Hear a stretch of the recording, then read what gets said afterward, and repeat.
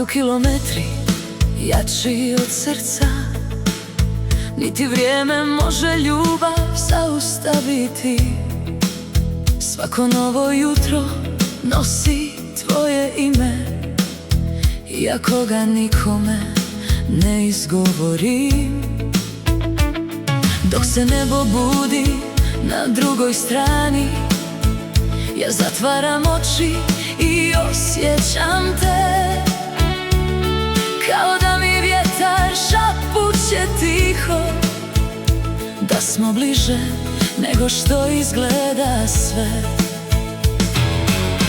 Kad mi nedostaje tvoj pogled blag, osmijeh mi vrati svaki naš trag i znam, svaka će nas zora opet spojiti.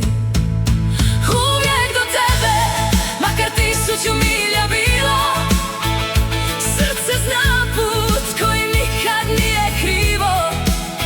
Kad me život lomi, kad mi uzme san, ti si moje svjetlo, moj novi dan. Uvijek do tebe, preko svakog sna, ljubav ne poznaje ni vrijeme ni kraj. Kad zatvorim oči, jedno znam u sebi, svaki moj put vodi do tebe. Tamo gdje si ti,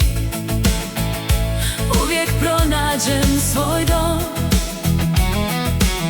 Neka nas dijele daljine, ljubav uvijek pronađe put do nas. Nekad je dovoljno nekoliko riječi da mi uljepšaju cijeli dan. Tvoja pažnja govori više nego 1000 obećanja. I kad nas život iskušava, ja ne prestajem vjerovati.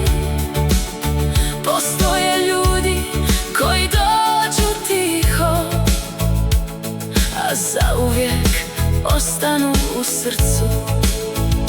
Jednog dana neće biti udaljenosti, ni brojanja sati između nas.